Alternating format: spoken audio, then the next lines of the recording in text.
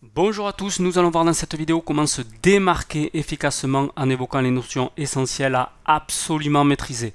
Je vais donc vous illustrer 7 conseils à partir d'animations simplifiées, mais aussi d'extraits de séquences de jeu du Barça pour commencer à faire des appels de balles pertinents qui vous permettront de recevoir davantage de ballons en match. Je prendrai l'exemple du foot, mais tous ces principes sont applicables à de nombreux sports collectifs.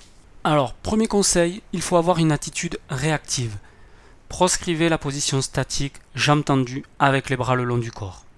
Et adoptez plutôt une position légèrement fléchie en maintenant vos mains au moins à hauteur du bassin. Le but étant de montrer à vos partenaires que vous souhaitez recevoir la balle, que vous êtes concerné et de vous permettre d'augmenter la vitesse de vos démarrages. Alors, observons tout ça en situation. Nous allons regarder le milieu récupérateur dans le cercle rouge. Nous voyons que son attitude est nonchalante, il marche avec les bras le long du corps. Ses partenaires préfèrent du coup contourner sa position et passer par les côtés. On retrouve ce même joueur avec une attitude cette fois plus dynamique. Il propose, il est disponible, il se déplace. D'ailleurs, un partenaire demande à ce qu'on lui redonne le ballon. Il participe à la construction de l'attaque, il oriente le ballon, il aiguille, il distribue le jeu, il court, il continue à proposer des solutions. Et même lorsque le jeu change de côté, il se rapproche de l'aile pour solliciter la balle. Il redistribue le jeu et demande encore.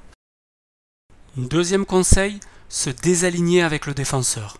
Le principe de base du démarquage est de sortir de l'alignement avec votre défenseur. Si un joueur se trouve entre vous et le ballon, il vous sera impossible de recevoir la balle. En effet, si votre partenaire tente de vous transmettre le ballon, ce dernier sera très facilement intercepté par le défenseur se trouvant sur la ligne de passe. Vous devez donc, à minima, effectuer un déplacement latéral pour casser cet alignement. En étant actif et mobile, vous rendrez la passe envisageable. Alors étudions une situation de jeu et observons les déplacements de ce joueur. Il se retrouve ici dans une position d'alignement avec le défenseur, rendant la passe impossible. Il va donc devoir réaliser un mouvement pour se désaligner et décide de se déplacer dans la zone assurée pour pouvoir tenter une frappe. Troisième conseil, sortir de la zone d'intervention du défenseur. Votre défenseur n'est pas statique, il lit les trajectoires et cherche à couper les lignes de passe à travers ses déplacements. Si un ballon passe trop près de lui, il interviendra aisément pour prendre le contrôle de la balle. Ici par exemple, je ne suis pas aligné, mais mon défenseur a toutes les chances d'intervenir promptement et de couper la trajectoire de la ligne de passe. Pour imager un peu le concept, on pourrait simplifier l'idée en disant que plus vous allez former un grand triangle avec votre défenseur et le porteur de balle, plus la passe sera facilitée. On voit ici que lorsque je me démarque dans une zone trop proche d'un défenseur, je forme un triangle plus petit que lorsque je prends de la distance. Alors observons ce conseil en situation réelle et étudions le démarquage de ce joueur. Il n'est certes pas en position d'alignement, mais il semble trop proche du défenseur se trouvant derrière lui. Il se fait donc surprendre par l'intervention de son adversaire. Accélérons le jeu pour constater que la sanction va être immédiate. Conseil numéro 4. Restez à distance de passe réalisable.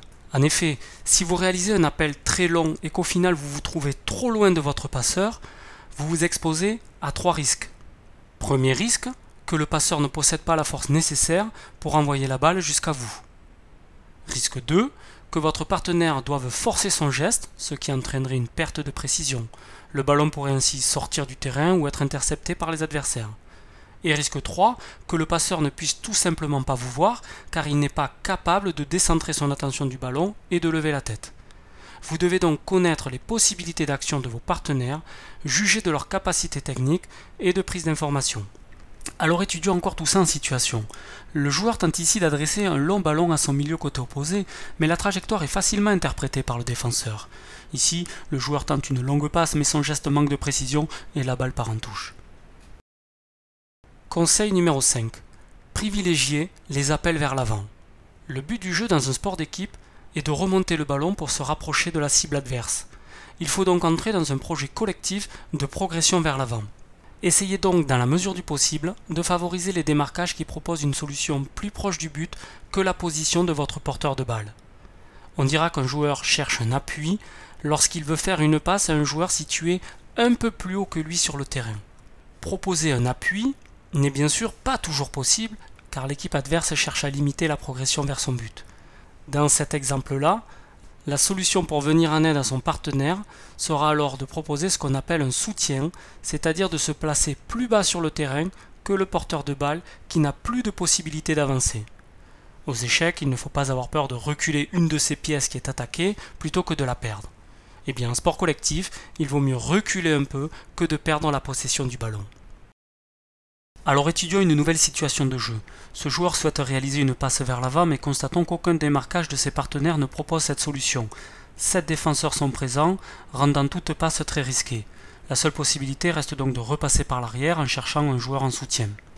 L'équipe n'ayant pu progresser vers l'avant a choisi de se montrer patiente en reculant un peu mais en conservant la balle.